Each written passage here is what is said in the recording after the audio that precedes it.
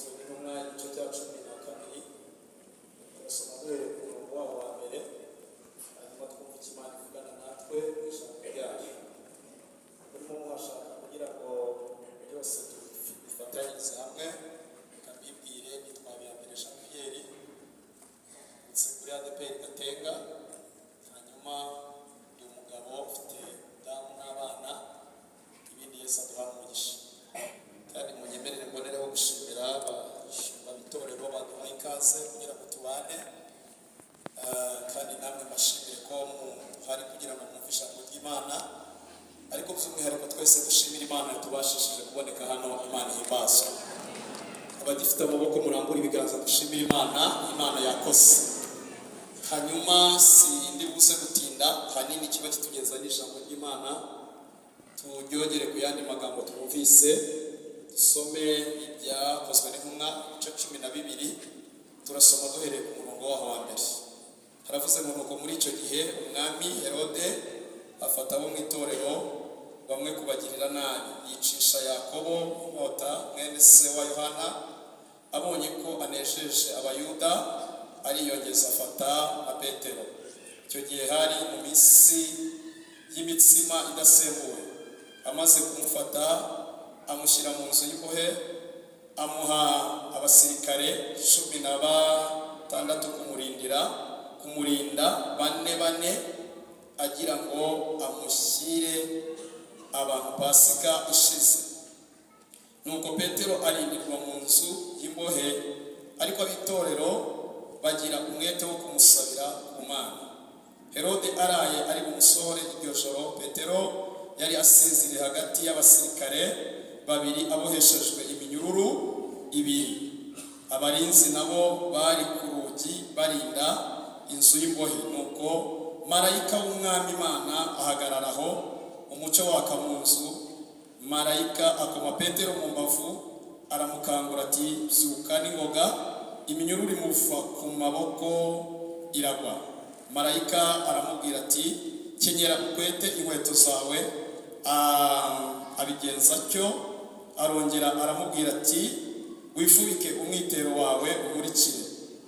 Arasohoka aramukurikira, ariko ntiyamenya ibyo marayika akoze ko ari iby'ukuri, ahubwo agira ngo abirose mu nzozi.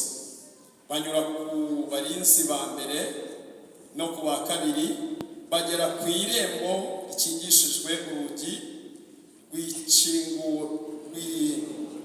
rurabikingurira rijya mu murwa, rurabikingurira ubwabo. Barasohoka banyura inzira imwe. Uwo mwanya marayika amusigaho. Petero agaruye umutima aribwira ati, noneho menye by'ukuri yuko umwami Imana yatumye marayika wayo akankura mu maboko ya Herode, akankiza iby'ubwoko bw'abayuda bwatekerezaga byose. Twikize tuvuge ngo amen. Yobu ibice byaho 9 umurongo waho wa 5. Yobu, igitabo cya Yobu ibice 9, turasoma duhereye ku murongo waho wa 5. Yobu igice cyaho cya 9 umurongo wa 5, haravuze ngo yimura imisozi itabimenye, ikayubikana uburakari bwayo, itigisisi ikayikura hayo, n'inkingi zayo zikanyeganyega. Itegeka izuba ntirirase, n'inyenyeri ikazitwikira. Yibambisha ijuru yonyine, ikagendera ku miraba y'inyanja. Irema Arukuturo na Oriyoni na Kirimiya. Ni ibirere by'ikusi 10, niyo ikora ibikomeye bitarondoreka, ndetse n'ibitangaza bitabarika. Twikirize tuvuge ngo amen. Hanyuma ndashaka kubaganiriza mu mwanya utari munini. Muri iki cyumweru nagize umugisha wo kongera kugaruka hano. Turiho turaganira n'abantu bo muri Ranchawa. Dufite rero intego turimo dusengeramo. Narababwiye ngo tuzafata umwanya munini wo gusenga kuruta uko tuzagira umwanya munini wo kwigisha cyangwa se kuganira ijambo ry'Imana. Turimo turasengera mu ijambo rivuga ngo ibyo abantu bashobora twavuganye ko tubabwira bakabikora, n'ibyo twakwishoborera tukabikora, ariko ibyo abantu bazi ko byarangiye tubizanire Yesu. Twe rero abo tumaranye iminsi turimo kubwira Yesu ko hari ibintu abantu bari bazi ko byarangiye, hanyuma turimo kubwira Yesu ko bitarangiye ashobora kongera kubizura. Uyu rero ni umunsi wa gatatu ngize umugisha wo kubana namwe, hanyuma ndashaka kubabwira ngo komeza usenge, nubwo wabonaga byari byanze uraza gusubizwa. Komeza usenge wibireka, komeza usenge nubwo wabonaga icyerekezo ntacyo uraza gusubizwa. Ndashimira Imana kubw'amagambo menshi kandi meza twumvise. Uwiteka Imana ibihimbarizwe. Haleluya. Amen. Noneho mufunge Bibiliya rero kuko ndashaka kubaganiriza umwanya muto tukaza kuvanamo icyifuzo tugasenga. Ijambo dusorezo riravuze ngo niyo ikora ibitangaza bitarondoreka. Imana ishimwe cyane. Imana mwicaye imbere, Imana twicaye imbere niyo ikora ibitangaza bitarondoreka. Twongere tuzamure ibiganza dushimire Yesu waturaritse kugira ngo tuboneke hano. Hari ibintu abantu baba bakibona ko bishoboka ariko bakabisengera. Hari n'ibindi abantu bageze ku rwego babwira Yesu baramubwira ngo turagusomeye ibi byo byararangiye.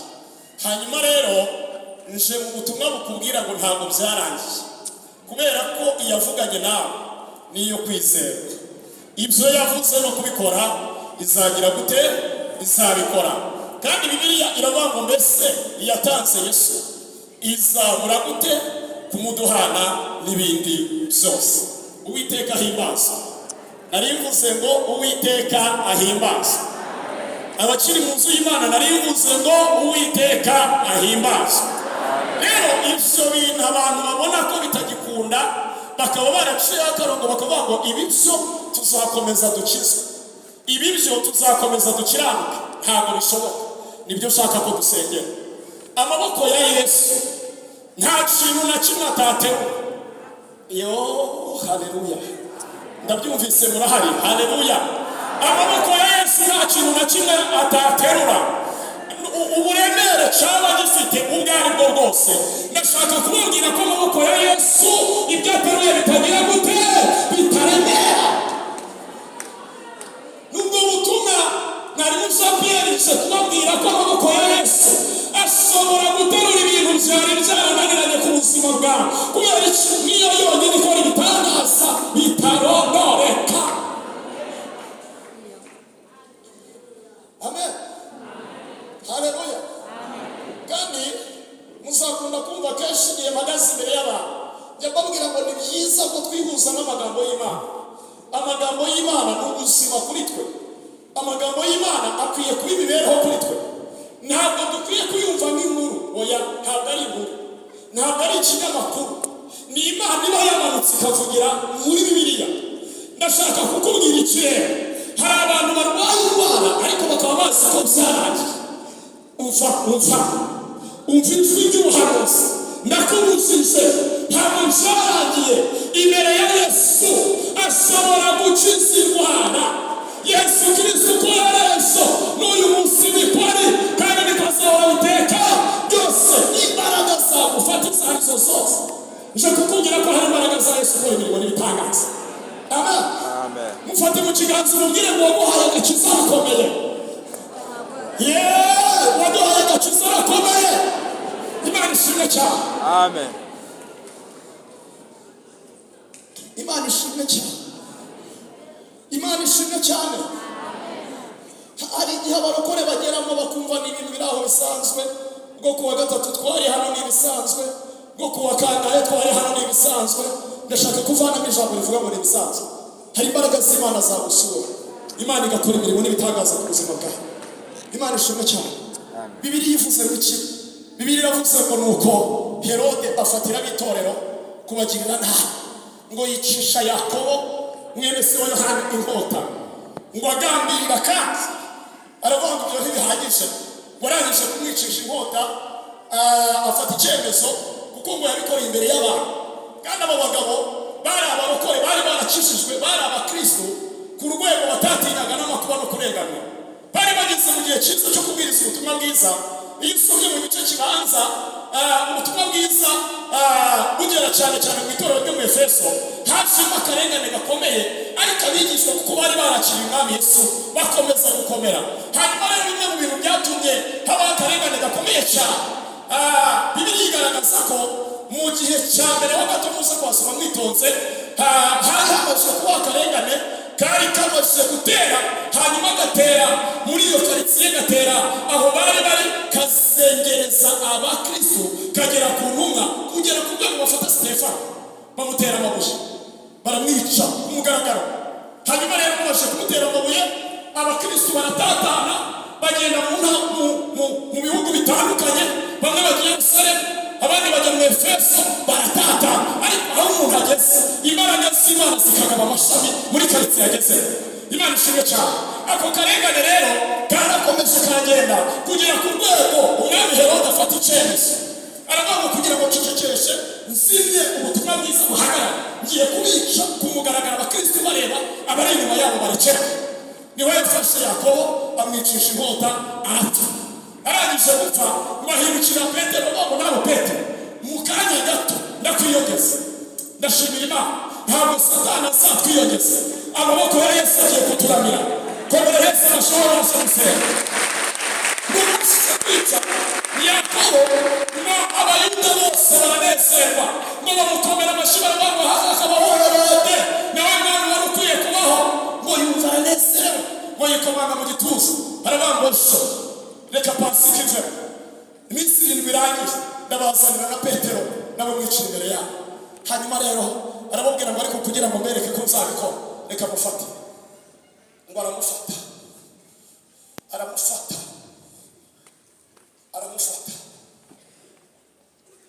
Imana. Hari ahantu abantu bagera bakabona ko byarangiye. Afata Petero amushakira abasirikare bazi kurinda b'abahanga umwami yatoranyije, atitaye ko umusivile, atitaye ko nta kosa yakoze. Aravuga ngo kugira ngo atazacika akava hano, reka mufunge. Abantu bari abayuda baranezerwa, bakoma amashyi, batekereza ko ubutumwa bugiye kurangira. Ngo arangije afata Petero amuzanira abasirikare beza b'abahanga, ngo azana 16 bazi kuboha, bazi kurinda, batojwe, bazi igisirikare, hano badashakisha. Arababwira ngo murinde izi nzugi. Hanyuma afata Petero amuboha amaguru, amuboha amaboko. Arangije nabonye abagabo bazi gufunga Herode yari mu cyaro. Nabonye abagabo bazi gufunga Herode yari mu cyaro. Ariko bababwira imbaraga zawe ufata izari zo zose ziri munsi y'imbaraga za Yesu.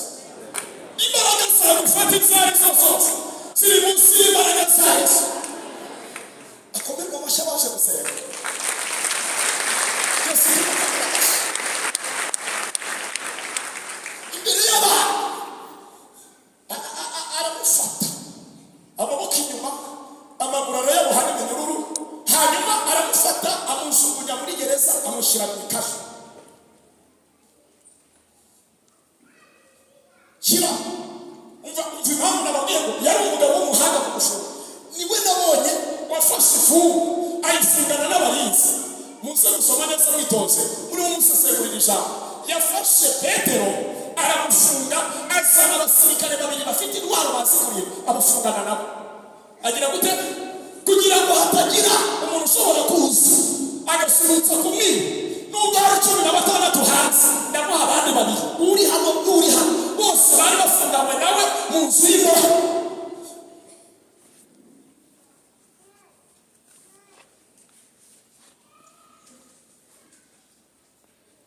Ndashaka kubashimira amaboko ya Yesu. Yesu yicaye imbere. Yesu reba. Yesu tarwana kubutoka. Yesu twaje gusenga. Yesu twaje kubwira. Yumva arakoze, abandi ndagufunze kuwa mbere iminsi 7 izakwiyongeza.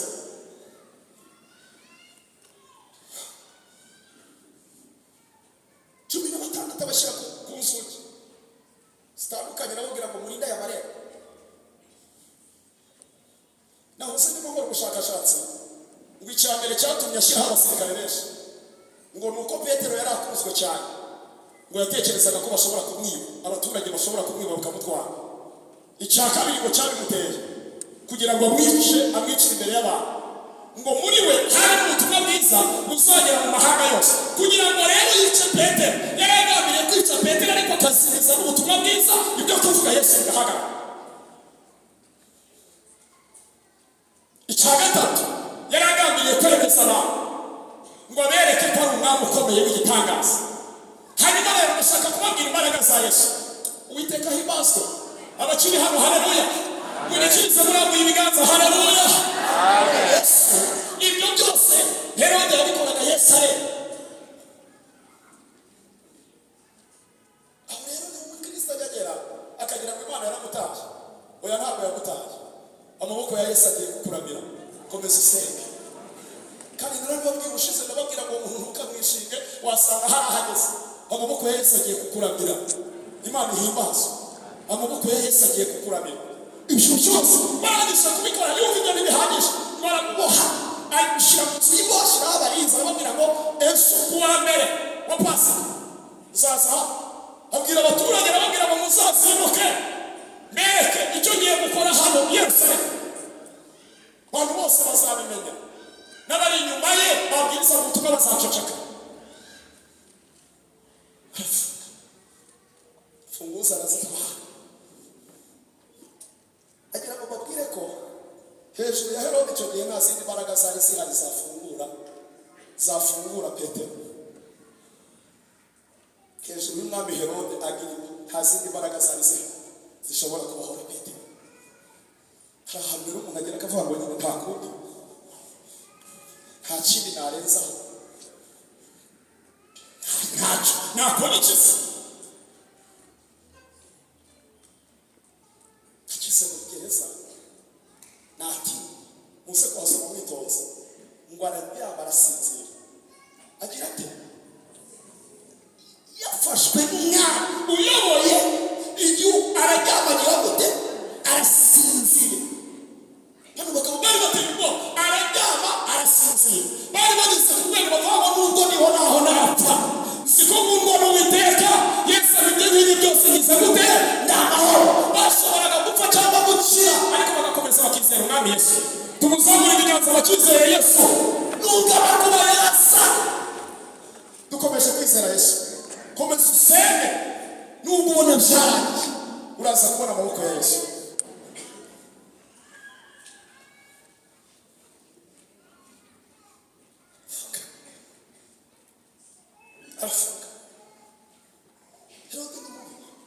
Arafunga agafunga amaguru, arafunga agafunga amaboko, arafunga agafunga ibitekerezo, arafunga agafunga ubwenge n'ikashi.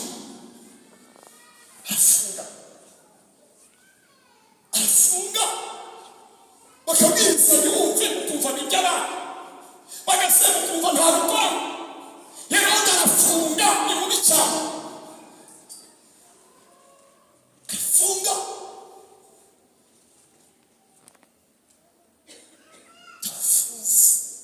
nta zindi mbaraga. Ariko muri kamabwira icyanejeje, kamabwira icyo nahishuriwe. Ubusanzwe iyo ushaka amakuru kugira ngo ubone amakuru neza, iyo hari umuntu ukeneye muri karitsiye ujya kubaza amakuru mu isi. Iyo ukeneye amakuru y'umuntu ujya mu kagari atuyemo ukabaza amakuru uhereye mu isi, ukabaza amakuru ye. Wava mu isibo ukazamuka ukajya mu mudugudu ukabaza amakuru ye. Hanyuma wava mu mudugudu ukazamuka ukajya mu murenge ukabaza amakuru ye. Wava mu murenge ibyo ntibihagije ukazamuka ukajya mu karere ukabaza amakuru ye. Waba ari impano cyangwa se ari ubufasha ushaka kumuha ukemeza ko ayo makuru ari ukuri. Ariko reka mbabwire igikorwa marayika yakoze. Amen. Muracyahari mu nyikize. Haleluya. Haleluya. Imbaraga zari zafashe Petero ntabwo byasabaga ko ubaza amakuru kwa mutekano. Byari gukunda. Ntiyari yemerewe kugira icyo yavugaho. Kubera ibyabaye byabereye ku mugaragaro. Kandi nyuma y'ijwi rivuga ngo ku wa mbere w'imisiri zamuzana imbere y'agati.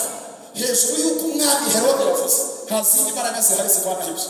Hanyuma rero ndashaka kubabwira igikorwa marayika yakoze. Uwiteka himbazwe.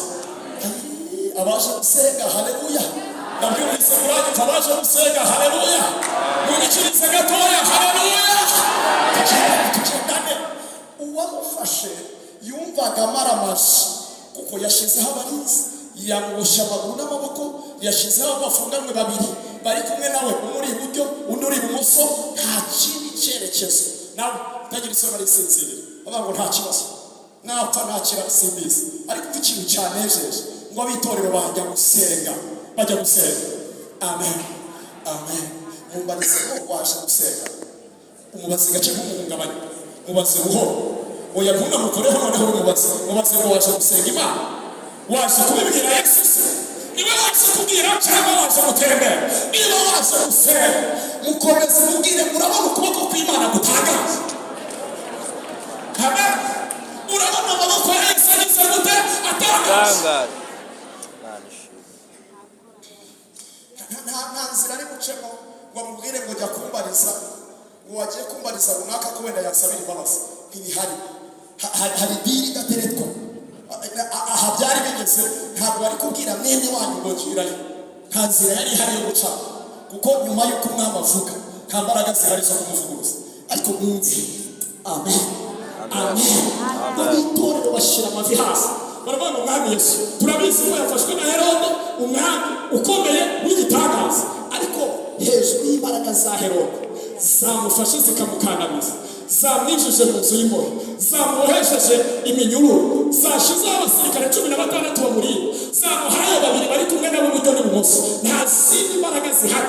Barahamagara Mana yo mu ijuru, nta bundi butabazi bwaza. Basi niba ari bunapfe azagende yesheje. Ngo barimo basenga mu ijuru, inama iratera. Komera Yesu amashyi. Mu ijuru inama iratera. Abitorero bigamugende bari mu cyumba, barimo barasaba iki, barimo barasengera iki, ko bazindutse kare. Byagenze bite? Bajya kureba babona Petero abahesheje iki?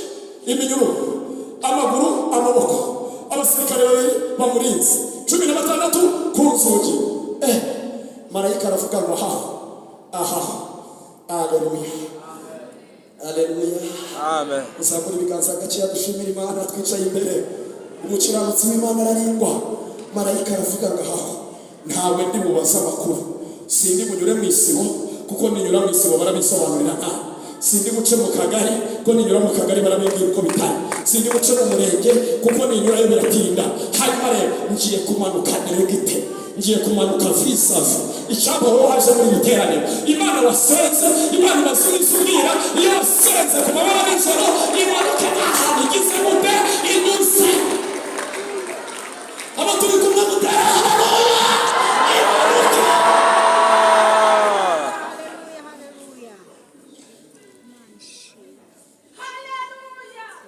Amen. Nabonye abantu n'abahanga, abantu bazi gusobanura ibintu.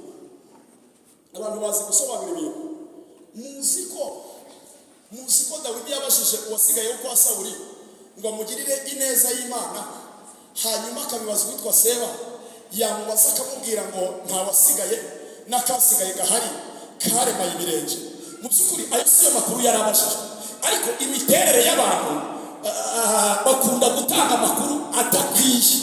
Wowe umuntu arakubashije ngo nta waba warasigaye wo kwa Sawuli, wo kwa Yonatani ngo mwiture ineza y'Imana, ariko uyu mugabo uzi gusobanura nta aravuga umwami Dawidi yarasigaye ariko afite inenge. Ndabibonye impamvu marayika atagize ahandi hagaca. Aramutse anyuze muri karitsiye uvukamo, aramutse anyuze mu karere utuyemo, birashoboka ko yahura n'umuha amakuru yawe akiri mu nziza zawe na marayika atagize ahandi hagaca. Abantu bazi ukuntu wize bidakunda bigoye kugira ngo ubone akazi byagorana, ariko marayika uwo munsi yamanutse atagize ahandi hagaca, ngo amanuka Diregite, kandi atitaye ku mbaraga zafunze Petero, ngo amanukira mu nzu y'imbohe. Kandi Bibiliya cyantangaje ngo kimanuka.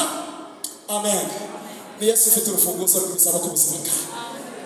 ndababwiza ukuri mukanya tugiye gusenga Imana. Ibyo abantu bazi ko bidashoboka bahetse, Yesu aracyabishoboye. Imana ishimwe cyane. Iyi Mana tubabwiye ni Imana ifite amaboko akomeye. Marayika amanutse ntabwo yabashije amakuru ya Petero, amakuru yayumviye mu masengesho y'abarimo basenga, abarimo bahendahenda Imana bahamagara bakomeje basenga, mwami Yesu Petero arapfuye, dore ipasi igiye kurangira, bizagenda bite? Mwami urabiretse aragiye. Imana dusenga ngo ihagurutsa marayika wawe ngo amanuka, atagize inzira yindi acamo, atabashije ayandi makuru, ngo amanukira ahantu mu nzu y'imbohe aho Petero yari afungiye, kandi amanukana imbaraga zikomeye. Ngo akimanuka kubera ko bari bafunze imfunguzo yari yazitwara, yamanukiye aho Petero ari, aramubwira ngo Petero, ngo amanukane umucyo waka aho bari bari. Imana ishimwe.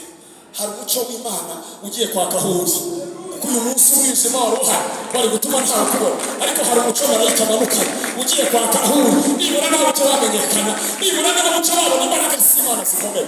Wakimanuka umucyo waka muri gereza aho bari bari. Imana ishimwe cyane. Warangije kandi amukoma mu mbavu, aramubwira ngo Petero ngo yari yasinziriye yahejeje. Naje gutahura asanga atari gusinzira gusa kuri aho, asa n'uwari wakiriye urupfu. We yari yasinziriye yahejeje. Hari ahantu abantu bagira bakavuga ngo byarangiye, ariko iri jwi rivuga ngo byarangiye niryo shaka gukuramo, ntabwo birarangiye. Ngo amugeze amukoma mu mbavu. Amen. Haleluya. Haleluya. Munyikize. Haleluya. Amugeze amukoma mu mbavu. Petero kanguka. Rwiminyururu yari moshi. Muri byararimbye ngo iby'Imana ikora biradutangaza, nta n'uwabimenya uko biri, ngo ariko icyonzi cyo nuko iby'Imana ishaka ari byo nkwiriye gukora. Ndashimira Imana yohereje marayika, atagize n'inzira anyuramo, atagize uwabaza amakuru yawe, kubera umwanya umaze, kubera igihe umaze uri imbere y'Imana usenga. Hari marayika umanutse kandi ikimuza agiye kugukoraho, kandi igitangaza cy'Imana kiraza ku buzima bwawe. Ngo mukoma mu mbavu, niba Yesu yakomeye cyane ntacyo bitwara, ayo mashuri yakomeye Yesu ntacyo bitwara. Mukoma mu mbavu. Ariko Imana ndagushimiye, nawe nimuzamure ibiganza mushimire Imana yumva gusenga kw'abera. Imana ishimwe. Abiringira abantu barabahemukira, ndetse babanga amaso akabakoza isoni. Wowe uhemuka kandi ntukoze isoni, agikuza Mana yacu ukurane kwiriye. Shimwa Yesu umucunguzi, shimwa Mana yamutanze, shimwa nawe Mwuka Wera yamutumenyesheje. Turavuga ishimwe ryawe, turavuga iyo twakubona. Turavuga karibu Yesu.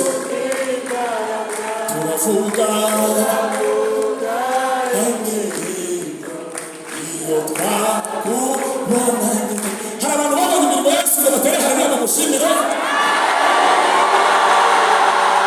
Imirimo yawe Mana yose irahebuje, ibyo ukora byose Mana byose birahebuje.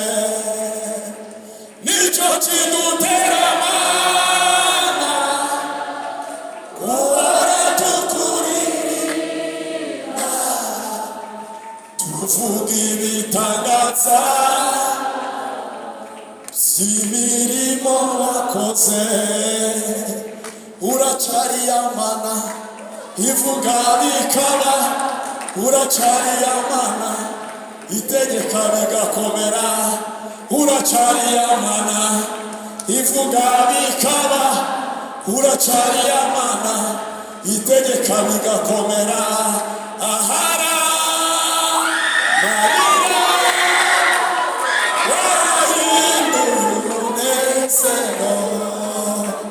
Marasime kandi sikabiri nabonye neza yawe.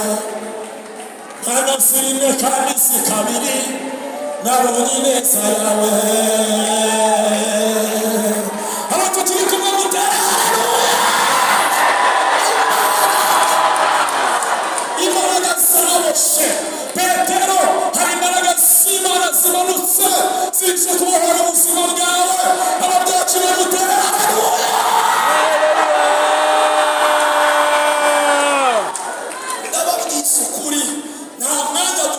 kubatera ikinya. Imbaraga za Yesu zihindura ibyatsi bihinduka. Amaboko ya Yesu yongera baramire. Yesu yongera akora kuri izo ndwara, yongera akora kuri ibyo bigeragezo. Ibiguruka Yesu abihagurukire. Imbaraga zikubashe. Yesu akubohore mu izina rya Yesu. Wasumiwe n'amaboko ya Satani akomeye, ariko hari amaboko ya Yesu aje kurengera abera. Imana ishimwe cyane. Nubwo yari yamufunze azi ko birangiye, ariko ntabwo byari birangiye. Amaboko ya Yesu amugezeho. Amaboko ya Yesu amugezeho. Yamukozeho. Petero areguka. Amukoma mu mbavu aramubwira ngo cengera umwitero wawe. Ijambo rya mbere yamubwiye ngo kweta inkweto zawe, kubera ko urugendo ruracyakomeje. Wowe urabona urugendo rwari rurangiye, ariko Yesu aravuze ngo ruracyakomeje. Imana ishimwe cyane. Kweta inkweto zawe. Ngo akweta inkweto ze. Aramubwira ngo itera umwitero wawe. Aramubwira ngo nkurikira. Bimwe mu byo yakoze uze kuhasoma witonze. Yasinzirije abarinzi n'intwaro zabo, atitaye ko bazanywe n'umwana. Amen. Imana igira ibintu isinziriza ku buzima bwawe. Imana igira ibintu isinziriza mu muryango wawe byari byaranze. Imana igira ibintu isinziriza mu kazi kawe. Imana igira ibintu isinziriza mu mibereho yawe. Yasinzirije abasirikare bari bashinzwe kurinda Petero. Arasinzira.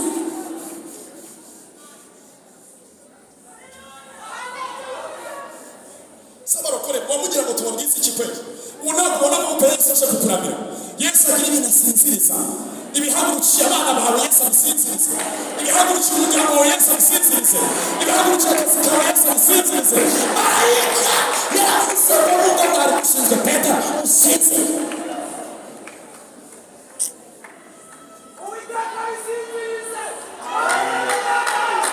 Amen.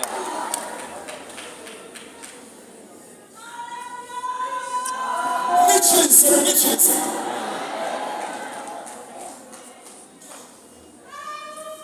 Nawe ni mwichirize.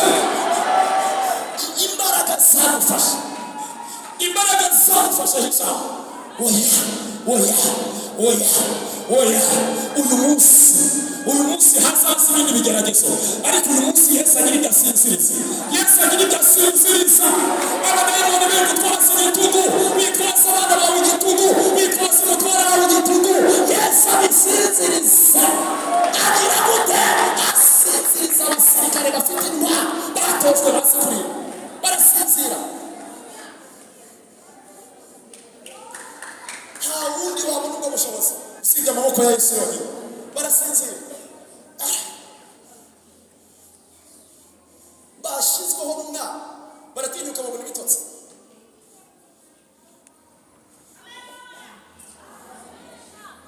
Kandi basinzira ibitotsi bituma batuva. Baramubwira ngo Petero nkurikira. Kanihute nkurikira. Petero amukurikira akiri mu nzozi. Ibyo ntabwo yizeraga ko bikunda. Hari ibintu abantu batizera ko bikunda. Yamukurikiye agisinziriye. Nkurikira. Kweta inkweto zawe. Kenyera umwitero wawe. Nkurikira. Abasirikare se bamwe babiri, umwe araha undi araha, bagiye batojwe bazi kurinda ku manywa na nijoro. Umwami yashizeho arafunga ashyiraho 16 hanze. Abwira Petero aramubwira ngo nkurikira. Yesu niwe wenyine ufite ubushobozi bwo guhindura ibintu abantu bazi ko bidahinduka. Umva ikintu cyatangaje. Baramubwira ngo nkurikira. Baramukurikira. Batera intambwe barimo bagenda. Wireba nje, reba Yesu waje kureba. Kurikira Yesu arakora imirimo n'ibitangaza. Yesu ashimwe cyane. Abo tukiri kumwe mu gitabe. Haleluya. Kurikira Petero. Kurikira wowe waje gusenga. Kurikira marayika urimo kuvugana nawe. Arashaka kukuvana ahantu maze iminsi. Satani yaraboheye iminyururu. Iyo minyururu irakuvaho.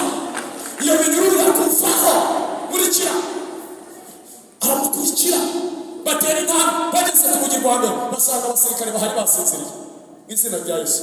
Amaboko ya Yesu arakomeje, imbaraga za Yesu bicaye imbere ni igitangaza. Turashimira umwami Yesu ushobora byose. Haleluya. Kandi nta kiremwa ngo yibagirwe imirimo myiza yarabakoze ngo bagere ku rugi rwa mbere ngo rurabimenya ko bahageze rurabiciye ruva baratambuka bagera ku rugi rwa kabiri ruva baratambuka bagera ku rugi rwa gatatu ngo rwari rukinze rwerekera mu murwa ngo rwari rukinze rwerekera mu murwa aho abantu bashobora kubonera imigisha yabo. Satani ajya akinga ahantu ushobora guhurira n'umugisha wawe. Rwari rukinze rwerekera mu murwa kugira ngo batazakata bajya mu murwa. Funga hakagira iterambere nk'abandi. Funga ntagacizwe neza nk'abandi. Funga abana be bakomeza babireba ibirara. Funga mu rugo iwe ntibagacizwe. Funga ni mubi arafunga agafunga amaguru agafunga amaboko agafunga ibitekerezo akazana iminyururu agashyiraho n'abadayimoni bo kukurinda. Ariko hejuru y'izo mbaraga ndababwira imbaraga za Yesu zibohora rero. Ndababwira imbaraga za Yesu zibohora rero. Imana ishimwe cyane, Imana ishimwe cyane. Abo tukiri kumwe haleluya. Urugi rwa mbere rurabikingurira, urwa kabiri rurabikingurira, bagera ku rwa gatatu rwitwa porotari ngo rwari rukingishijwe iminyururu ngo kandi rwerekeraga hagati mu murwa.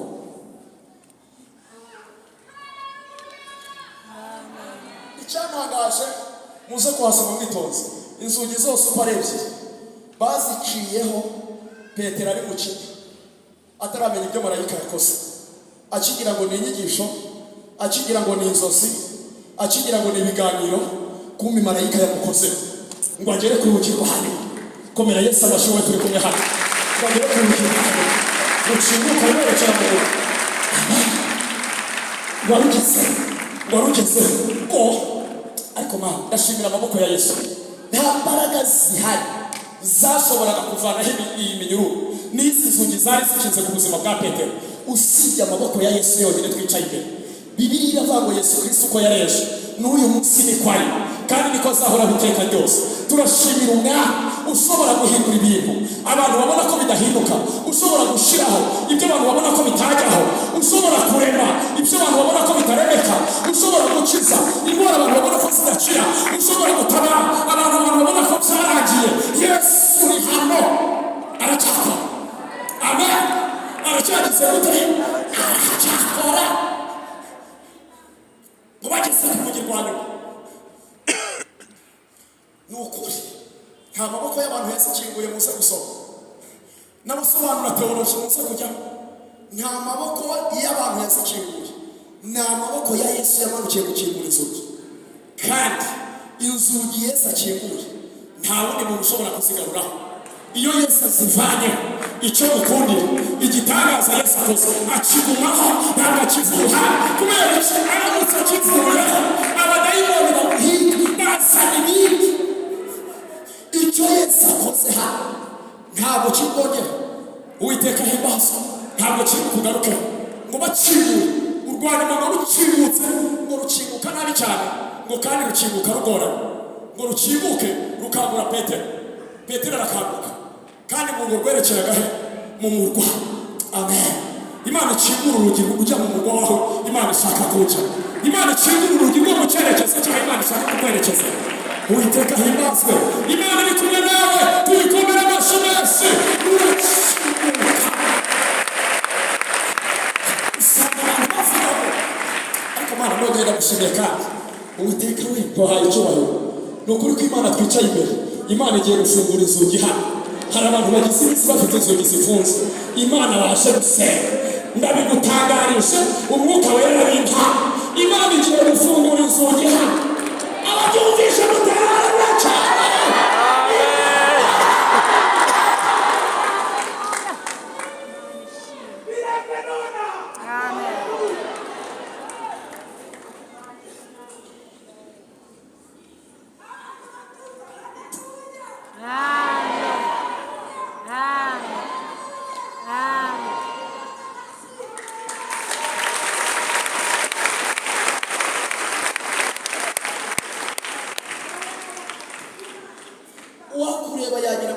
ntabwo zari zifunze ku buzima bwawe.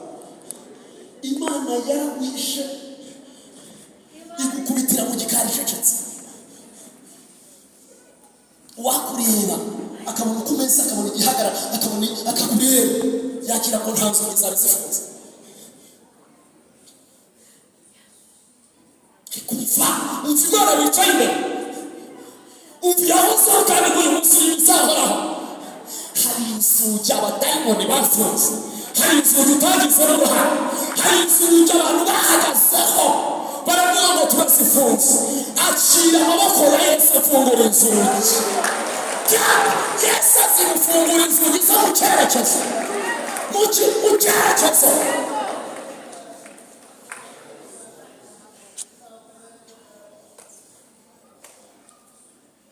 Byarangiye. Ninde wakubwiye ko byarangiye? Ayo majwi wayavanye ugiye kwakira telefoni guhamagara. Ngo turahamagara duteze. Ugiye kwakira telefoni iguhamagara. Kandi iyo telefoni izaba ari telefoni y'umugisha. Ngo ntuyakizwe. N'abaraye Imana mujye muyakoma, n'abaraye abantu mujye muyakoma. Ugiye kwakira. Hari ubutumwa bushya. Inzira imanuye muri iri teraniro. Ugiye kwakira ubutumwa bushya.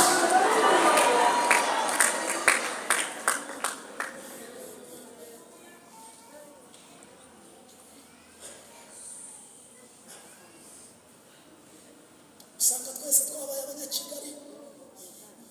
Umugani wa mushumba akira imvugo y'Imana. Ibi nta wabitegera ngo ase kubikubwira. Yesu twizeye aravuga, Imana yakubwiye ko muzazana mu rusengero akije. Marayika mwavugana arongera agarutse kandi amanukanye agakiza